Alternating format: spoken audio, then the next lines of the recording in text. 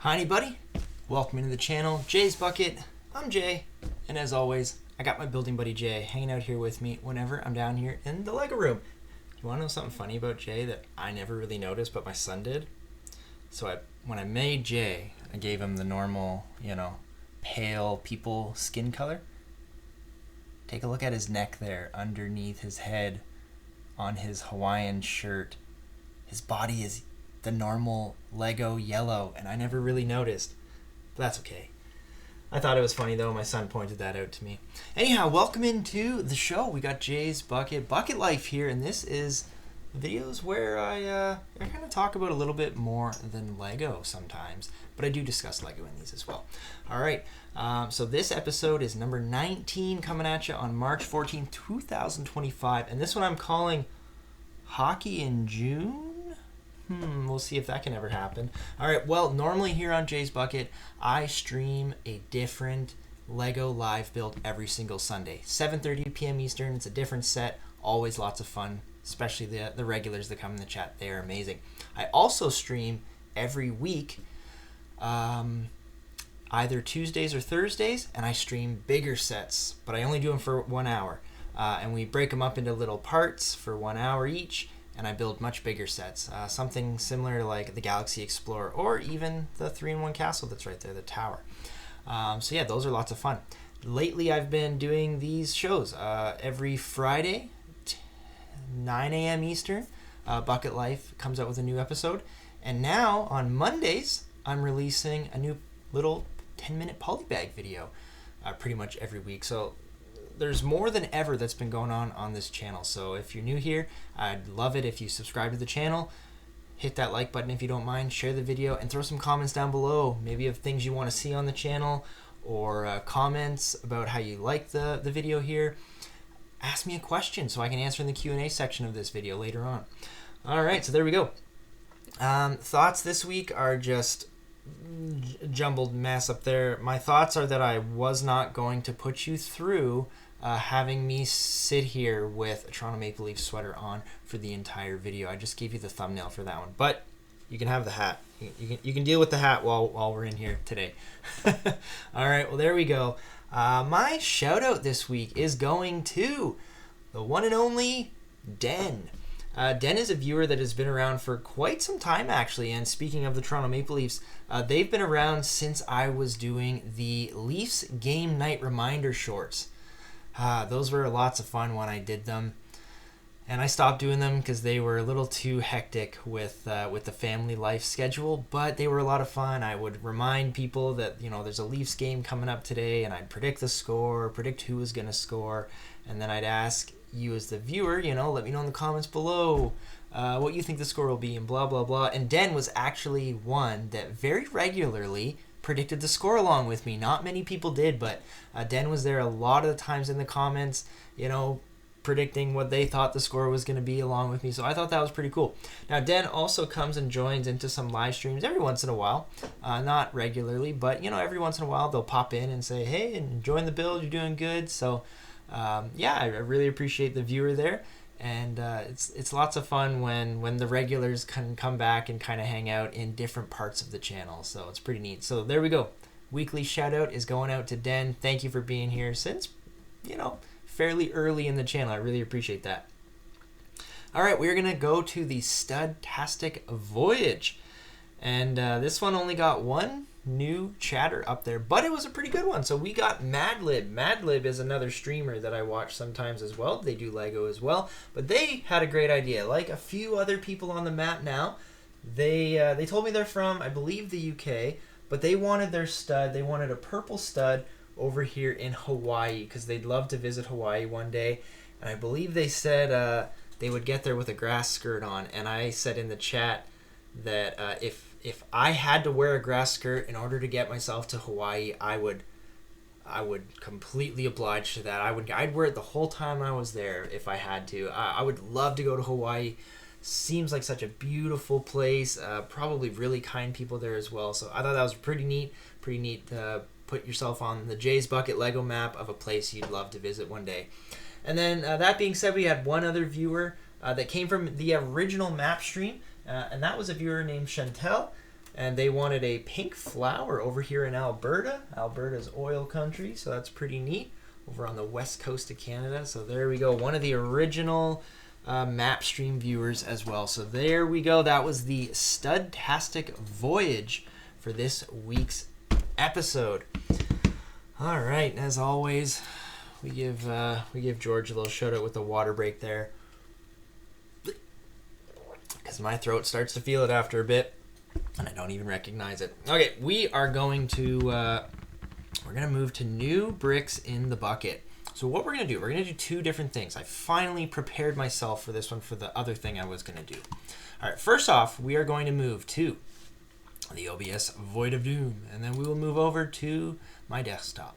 And here we can see the Lego site. As we always do, we'd like to check out a couple things here on the Lego site. I go to Coming Soon usually first, see what's new. If there's not much new in here, which so far there doesn't really seem to be. Was this one new? Oh, I believe this one might be new. That's a pretty sweet set there. Raptor and Titanosaurus tracking mission. Maybe it wasn't. I can't remember. There was a few new Jurassic World sets coming out. That one's really cool. I like the molded. I don't even know what kind of sauropod that would be, but pretty cool nonetheless. I love that Spinosaurus. That's really awesome. Beauty and the Beast tower is castle is pretty awesome as well. And I'm actually, I'm pretty excited for these new CMFs, collectible mini F1s. That kind of worked. Didn't even try that. All right, let's go to new, and let's scroll down a wee bit, and we will go to availability, pre-order, because sometimes we get things in here that you just didn't see in the Coming Soon. I'm not sure why. Here we go. Check this out. A Mario and Standard Kart display build. That thing looks really, really cool. Alright, now unfortunately I was unable to stay spoiler free on this thing, but I haven't actually looked at it on the site yet, so that is looking pretty sweet actually. I'm trying to see kind of like, what is the scale of this thing? Like, these wheels are actually pretty big, I'm guessing. Is this like going along kind of with the Bowser figure? I bet you this brick built Mario. Look, another Mario set where we don't get a Mario minifigure. But I bet you, oh, that looks pretty cool. He looks ready to race right there. I bet you that Mario figure is pretty close to scale with the big brick built Bowser. All right, that's a pretty sweet looking set. $220 Canadian for 1,972 pieces. That is a really, really nice looking set. All right, that one's pretty cool. I like that. I do like that. All right, so what else we got here under pre-order? Nothing. Okay, so that's about it there. Let's quickly check offers and sales. So our gift with purchase at the moment, ending March 21st, 2025, we have $195 threshold to get this little mixed flower pot. 253 pieces, okay? Not a bad looking little set, and a decent size gift with purchase. I like a gift with purchase that has a good piece count to it. That's really nice. I don't know. Do I like that this has a different pot than the other botanicals? I think I do. I'm kind of wondering if they maybe should have kept the kind of like the gold rimmed pot that the bamboo and the mini orchids and the other ones had. That kind of would have been like nice and exclusive to that. But I think this is all right.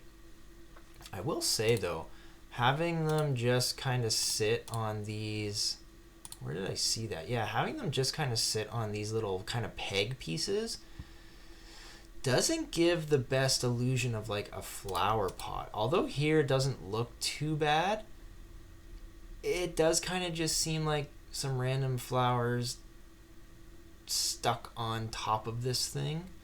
See, I don't know. It is nice. It's a nice looking set. But I don't think I'm loving it. I don't think I'm loving it. I'll be honest. All right, that looks like that's it for the gift with purchase. Let's quickly go to sale, and we'll see if there's anything new that's actually on sale and a good deal. And no, pretty much the same stuff as always. All right, well, there we go. So that's the Lego site there. Now, what I'm going to do next is the thing I've been trying to do for a bit here and kind of been failing at. Rebrickable. This is a website where you can go and you can slot in a set number, say for instance 76177. Now this one's called Battle at the Ancient Village. This is a Lego Marvel set that I've had previously and have live built before. Now the thing I've been looking at, thinking about doing is how can I use this set again other than a mock to make some content with. So what I thought about was Rebrickable. It seems like a half decent website where sometimes you can get some really nice gems of other builds that people have made. So what I'm thinking of is I may in the future do some on the Sunday live builds, do some Rebrickable builds. And this is one that I was just kind of throwing sets into the site and seeing what we could come up with. So if we go to alt builds, this one's literally only got one, but I think this one's actually kind of cool. I also wanted to look at the piece count that each of these uses so I could kind of determine if I could use these on a Sunday live build. Now this one's only using 182 parts. So this one will probably not ever get live built, but I could maybe see me wanting to build this in the future at some point. Now this one, again, because it's a little bit smaller, it wouldn't take very long to build, so probably not going to be great for a Sunday live build, but this just kind of gives you an idea of what you can get from the original set, right? So this is what we're getting, and you can kind of see the scale of it. So it's probably a similar size platform down here to what this dragon is sitting on. So I could see it being, the shrimp being a decent size kind of compared to this. Not a great scale. Originally when I saw this one, I was like, ooh, fish tank, maybe we can throw this guy in the fish tank. But that would be a gigantic shrimp in the fish tank. So it won't really work out in that way. But what I did find is 31143, the Birdhouse. This is a great 3-in-1 set that I built. Pretty sure I built all 3 variants of this one on the channel already. Maybe we can get a 4th variant in here. So if I go to alt builds, there's a couple in here. Some look a little wonky. Some are cool. Some are all right. Some are bad. I'll just be honest here. But what I did see was this one. So Tropical Sea Life. I saw the pheasant and I was like, all right, not bad. But no, let's not go there because I don't think that's very much of a decent piece count either. But I saw Tropical Sea Life. This one's using 367 parts. And other than the fish just kind of being multicolored, I think this is actually a pretty nice little set. This is almost perfect for the fish tank. So this gets like a little mini sunken ship, kind of like an ornament in your fish tank. We got some, plant life. We got some different kind of fish. We've never seen these fish before in any builds that I've had. I'm not quite sure what this is. Maybe a turtle. I'm guessing a turtle. The beak just kind of looks a little weird to me, but we can roll with it. And then we got a nice little brick built crab, which I have definitely built some crabs kind of similar to this one as well. But then we got some nice kind of like coral reef type stuff going in here. So I'm actually really liking this build. And then what you would do is you would create an account, which I have not done yet. You can download probably the PDF for it. PDF. And then you can just have the instructions here. Now, some instructions cost money. Thankfully, this one's free. So what I would probably do is if I'm going to build this one, I could shout out the creator of this one on the live build, maybe tag their username or something in the description and whatnot and go from there. But this is kind of what I'm thinking, and this is almost like the perfect example of something that I could do on a live build because 367 pieces, that's a pretty decent amount of pieces for a Sunday Lego live build. So there we go. All right, now taking this one step further, I thought, okay, what's the bigger set that I have? And you guessed it, 31120, the Medieval Castle. Now, we haven't even built all 3 variants of this set quite yet. We have yet to build the main one. So obviously I would build all 3 of these first. We have built the little market here, and we just finished building the tower literally a few days ago. So now I'm going to do a different set. Then I'll get back into the castle here. But then what I could potentially do is, after I'm done this variant of the castle, obviously build another set, but then we can scroll down and we can kind of look. There is some great alternate builds with this 3-in-1 castle. Now, a lot of these are under the premium, where I'm going to have to purchase them. I won't be doing that. But like, even this one looks pretty, oh, maybe it's just that. Maybe it's just a little... Ooh, I wonder, actually, I haven't looked at this one. Is this using the other pieces that we haven't used? No, this is actually a completely different build. Okay, so Kestrel Keep. This is actually a nice little tower build to go along with it. This one uses 1,401 parts, actually, so that's a decent size. So this is not a bad one for another, weekly live build, even, where I could break it down into multiple streams and build something like this. Actually, this one's pretty nice. There was another one that I saw. There's actually quite a few here, I think, that we could use. The Wizard Tower. What's this one using? 1,122 pieces. So this one's not too bad either. I like the Raven, or the Falcon, or whatever that's kind of considered. Another tower build. So there we go. There's that one. The original one that I was going to kind of do was up here. I think it was one of the first ones. I'm just quickly glancing as we go to see if there's any other really nice ones. Stormwatch Isle, that's kind of nice. Only using 860 parts, so maybe like a 2-week build, but I could probably get 5 or 6 more builds out of just this castle alone. And I know everyone, including CK, wants to see more gray castle builds, right? Let me know in the comments down below if you want to see more castle builds, because I'm sure, even if you don't, we're probably going to do them. 997 parts for this one, the Medieval Watermill. Like, I think this is a great idea. Personally, as long as they're free instructions, and yeah, this is the original one, Castle in the Forest, that I saw. 1,141 parts. I really like the kind of the rooftop of this one, but this one opens up as well. So really nice builds that some people have come up with, very creative, and this kind of gets me out of having to mock. I can just use other people's mocks, shout them out, and be like, yay, everybody wins, right? So there we go. Actually, this one, okay, so when you first see it, it's like, okay, there's no real greenery out there, and then he's got all this at the end. He must have added his own other, yeah, he's definitely added some extra stuff here for this last picture. That looks really, really nice, though. So there you go. That was my idea for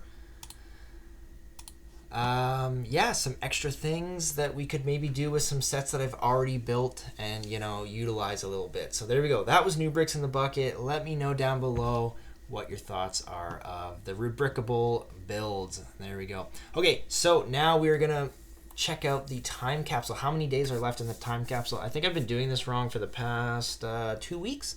I think I've been saying the amount of days plus one more, because I've actually just Google on my phone how many days until this day, and then it says 150, and then I haven't been minusing another day because this actually airs the next day. So today, as of today, March 14th, there's 149 days left until the time capsule build. So there you go. There you go, Mrs. Bucket.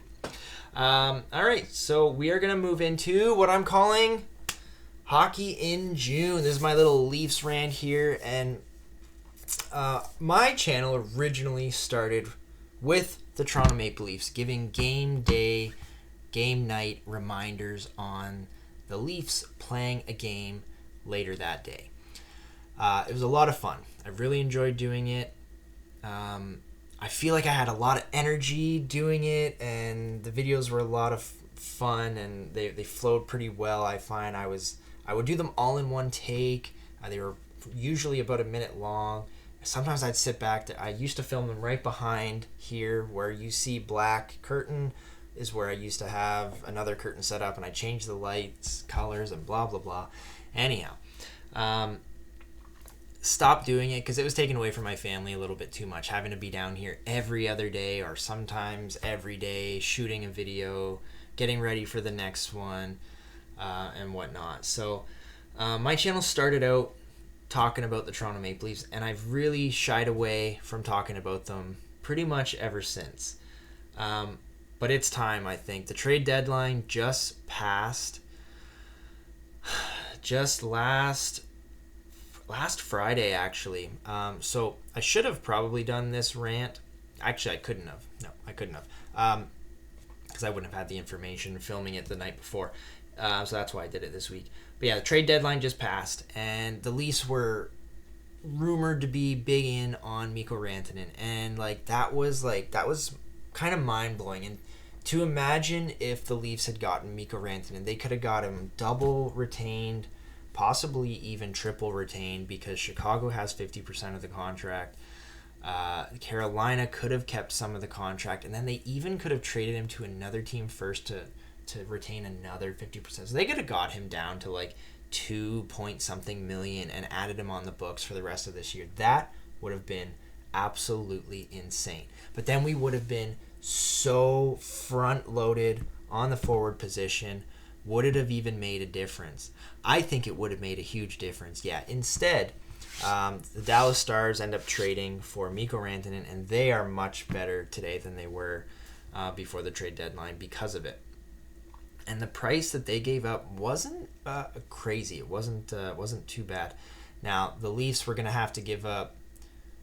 It's rumored that the package was 2 firsts, Eason Cowan, and Fraser Minten for Mikko Rantanen. And then Carolina apparently turned around and said, well, ask Mitch Marner if he'll waive his no-trade clause, and we'll just do kind of like a 1-for-1 Rantanen for Marner type thing. Maybe a first round because Rantanen's already 50% retained. I don't know exactly how that would have went down. Marner apparently said no. Obviously, he's not going to waive his no-trade clause to go to Carolina so that the Leafs can get Mikko Rantanen. I also heard another rumor about Matthew Knies being in the conversation, and on one hand, if you're going to get Mikko Rantanen, you do that trade all day long. But on the other hand, Matthew Knies has become one of my favorite Toronto Maple Leafs later. I remember shooting a video back before he was even on the Leafs, and he was playing for Michigan State, and they were in their Frozen Four tournament, and it was hyped up for Leafs fans almost for the first time ever because one of their big prospects was playing in this tournament, and I remember shooting a video and being like, where's Matthew Knies? Because he could have technically been playing for the Leafs at the time, but he wanted to stay in college, do this Frozen Four tournament, and I really remember wanting him to come to the Leafs and be a power forward, and boy, he has pretty much lived up to it. The save of the goal off the goal line in the playoffs, huge moment for him, and I think just everybody kind of fell in love with him at that moment, if not before. And if you had already fallen in love with him, then that play there kind of solidified your love for him as a player. And so on one hand, you do that trade all day long to get Mikko Rantanen, but on the other hand, I didn't want to lose Matthew Knies and him, because you trade away players in that situation, and they get a little bit of a vendetta out for you, and they want to prove themselves back to you specifically, and they will come and burn you in situations later on. Maybe it's 2, 3, 4 years down the road, but I could totally see a big playoff moment, maybe between the Hurricanes and the Leafs at some point, just how the slots fall. You never know. It could be, obviously it'd be a conference final, but you never know. And him scoring a big time goal, maybe it's Game 7 overtime to clinch the series or something, right? You don't want to do that.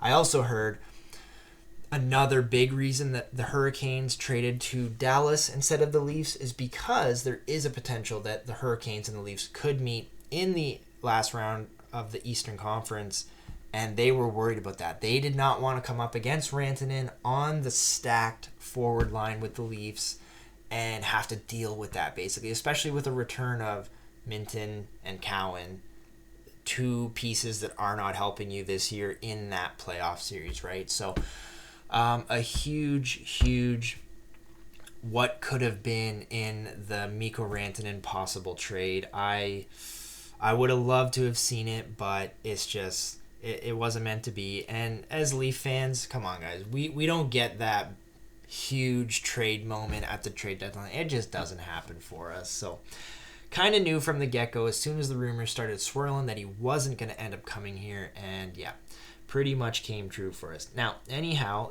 the Leafs did make a couple trades. They made two, I consider them smaller trades, but they ended up pushing 2 first-round picks out the door for these two players coming back. Also losing Fraser Minton in one of the trades.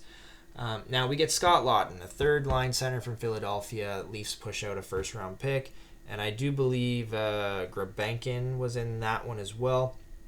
The first-round pick and Grabenkin was for Philly retaining 50% of Scott Laughton's contract. So Scott Laughton is apparently supposed to be this, I guess, aggressive third-line center that, will get in your face and cause you some problems and make you not want to play hockey, apparently. But seeing the last couple games that he's played, haven't really seen too much from it now. Obviously, he's trying to work his way into the lineup, and it's a new scenario for him. They even showed on the hockey broadcast the very first night, it was a bunch of Leafs duffel bags and then a Bruins and a Philadelphia Flyers duffel bag on top of it, and it's just like, oh my goodness, all right, I guess we're doing this. But yeah, so Scott Laughton takes one of the first round picks, and then they go ahead and they trade with the Boston Bruins. They give up a first round pick and Fraser Minton to the Bruins for Carlo. And yeah, I don't know how I feel about that. He is a big right shot defenseman, but it's not really the move that I feel we really needed on the back end. Yeah, he does check some boxes, especially being a right shot D. That is huge. But I don't know if his play has really been great the past couple of years. He's been pretty good with the Bruins in their playoff runs in the past. But you start to wonder if maybe that's just a declining Bruins team who aren't even in a playoffs right now, or if that's, his play individually. So hard to know, hard to tell. We will see how it comes. But yeah, the Leafs add, I believe it's Brandon Carlo and Scott Laughton. If it's not Brendan, I apologize. But so that kind of solidifies this Leafs lineup. And there's one player on our team that I cannot believe still wears a Toronto Maple Leaf on the front of his jersey, and that is Nicholas Robertson. How is this player still here? They cannot find a good spot for him. He can't play on the fourth line. He is not a fourth line grinder at all. They want to, I think, find him a home on the third line. But he's not even really that third line player as well. He thinks of himself as a top six forward, but he does not have the size, and something that we just need to kind of accept. I honestly cannot see him being here next year, but I thought 100% he was going to be shipped out the door at the trade deadline for something.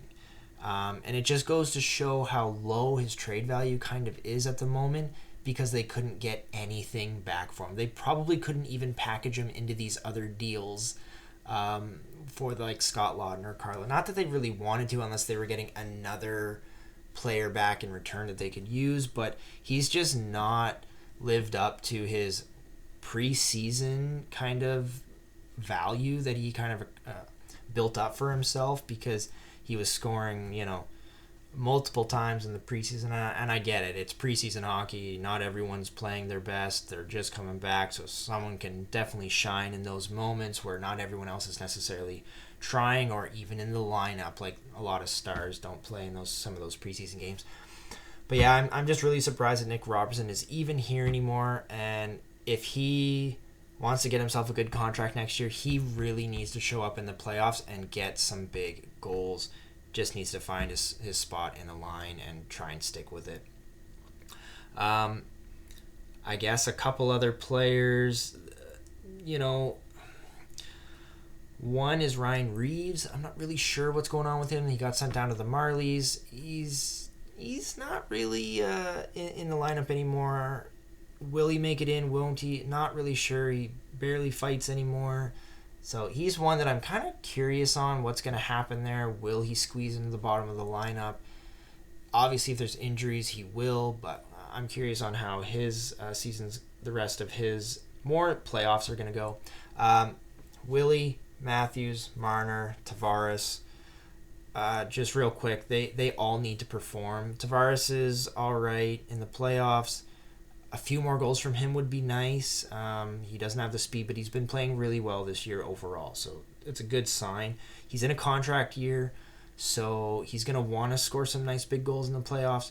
We can't sign him for too much next year, unfortunately. He's got to take a pay cut, and I think he knows that, but I still think he does want to score some big goals and show he's an important part of the team. Marner, huge question mark there. Is he going to walk in the summer? Nobody really knows. I think it's going to determine how the playoffs go. If they get booted in the first round and all the fans, throw tomatoes at him, he's probably not going to want to be here anymore. If they make it to the conference final and he scores 12 points throughout it, maybe he does re-sign here because everyone's praising him. No one really knows at this point. He is a weird agent. Matthews has not looked like himself this year at all. Maybe he's saving it for the playoffs. Maybe his back is injured. Maybe he's going to go to Germany again before the playoffs. Who really knows? But he needs to really step up and score some big goals in the playoffs for us. William Nylander just needs to continue being William Nylander. Out of the four, he's been probably the most consistent. Marner has been pretty consistent in the playoffs, but he just doesn't shine in those big moments where he did for Team Canada. So maybe that's gonna push him for it. But Willie, as long as Willie's not getting migraines, Willie's gonna be Willie, and Willie's gonna show up in the playoffs. Really good player. The back end, we need Chris Tanev. If he's out of the lineup, we have no shot at this. Morgan Riley really needs to step up. Really needs to step up. Carlo, OEL, they got to kind of do their thing, be big burly guys, be annoying to play against, and bottom pair. Actually, McCabe, he's an important part of this team too, but he's got to untie his cement shoes sometimes. Goalies, I have a lot of confidence in Anthony Stolarz and Joseph Woll, to be honest. Stolarz is starting to look like a human again, where he was looking like a superhero before and saving everything. He's starting to come down and look like a human again, but I think that's to be expected because we were in like a, whoa, this guy's amazing kind of time at the beginning of the season. As long as he stays healthy, I do believe he will be the starter come playoff time. Now, if Joe Woll goes on a really decent run here at the end of the season, maybe he will sneak up into that starter position and grab it from him and roll with it. Who knows? He's injury prone. Honestly, they're both injury prone. There's a reality where both go down and we call up Matt Murray. But I think Anthony Stolarz is going to do his thing, and I think he's going to be pretty solid in net for us. And if not, hopefully Joe Woll can be a decent backup for us. Playoffs. Are playoffs even going to happen this year? They'll happen. Where are they going to end up? Are they going to be that first seed in the Atlantic and get the wild card spot and maybe play the Ottawa Senators? That could be lots of fun. Battle of Ontario. And that'd be a nightmare scenario for the Leafs. Oh my goodness. Realistically, all three scenarios are a nightmare scenario. If they go down into the second or third spot and have if they're in second or third and Tampa's in the other spot, then it's not going to be a fun road ahead. They've been okay against Vasilevsky in the past, but Vasilevsky can turn it on and be a force to reckon with. So that could be really difficult for the Leafs to deal with. And we all know how last year went with the Panthers. And it's possible that the Lightning actually pushed themselves up to first place, and Toronto plays Florida in that 2-3 spot. It is possible. Anything's possible in the Atlantic right now. Nobody's really pushed ahead of anyone else. They're all within about 5 points, I believe, of each other, with the Leafs and the Panthers playing tonight as the recording. Will be last night if you're watching it. So we'll see how that game goes, and we'll see actually who is in first place in the morning here. But I'm not overly optimistic about the playoffs this year. They've put together a half-decent team, but the big boys really need to step up, and the goaltending really needs to be rock solid back there. If things start to fall apart, this can crumble really easily. They're not necessarily built to go super deep in the playoffs. So we're going to have to see how it goes. We're going to have to see where we're matched up, who we're matched up against. But I'm hopeful. I think the Leafs can do something. Maybe. Who knows? I don't know. We'll have to see. It's exciting. Every year it's exciting. No matter what happens, it's exciting. And I'm always excited for the next season to begin no matter what happens. So there we go. There's my little Leafs rant of hockey in June for you. This one's running a little late, but that's all right. All right, next set. We're not doing clues anymore. Next set that we're building on Sunday, 76960. I am going to be busting open one of my top 10 sets that I built. If you haven't watched that video, maybe you should watch it before we actually open this, and it's not true anymore. But yeah, I've been excited to open this one for a while, and I've kind of been wanting to make the top 10 video for a bit, and I think this one deserved to be on there. This is a really nice looking set. I really want to get at that Brachiosaurus molded dinosaur in there, and I really like the tree in it, actually, to be honest. I think it's going to be a pretty cool, tall looking tree, and love the Jeep. Jeep looks awesome, and we got some great minifigures. Alan Grant, Ellie Sattler, and John Hammond. So there you go. That's going to be the next set coming at you on Sunday. Sunday. Okay, we got a quick Q&A here from Seth once again. Thank you, Seth. As always, you always have some pretty unique questions, so that's really cool. All right, Seth asks, Jay, if you were to lose one of your 5 senses, sight, smell, taste, touch, or hearing, which would you want to lose? I kind of had to go through and rank these. Very unique question. Seth, I love how Seth thinks. So I was kind of looking through. If I lost feeling, there's some great reasons to keep the feeling sense. So I'm definitely keeping the feeling sense. If I lost my eyesight, I think I would honestly be a mess. Those who are born blind and go blind are immensely stronger than I am. I honestly don't know if I could do it with being blind. Like, I would lose access to so many things, and I just don't know if I could do it. So yeah, to those of you who are blind, keep on keeping up, because you're amazing, honestly. Taste. If I lost taste, I don't know if I could do it.